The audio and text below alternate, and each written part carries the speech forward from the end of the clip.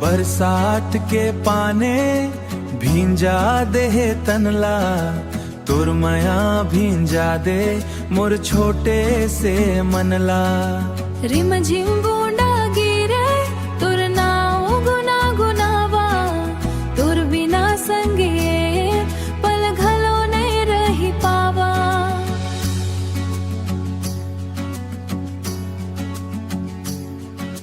घन घोर बादर छाए बिजुरी चमचमाए, तुर हंसी देखा के मोर दिल मुस्काए।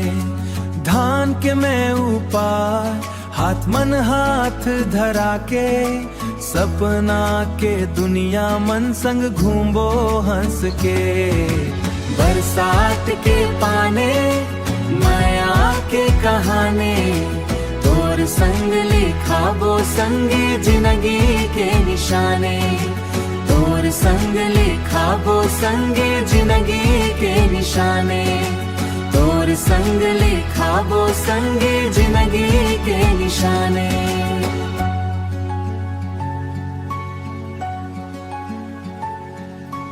महुआ के खुशाबो हवा संग आथे, तोर मिठ बोली मोर मन भाजा जाथे। इंद्रधनुष रंग मन तोर संग सजाना, जन्म जन्म तक नहीं छोड़ो सजाने।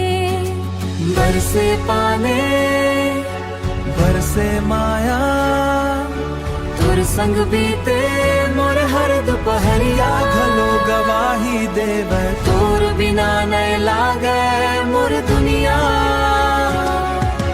बरसात के पाने भींजा दे तनला, तुर मया भींजा दे मोर छोटे से मनला।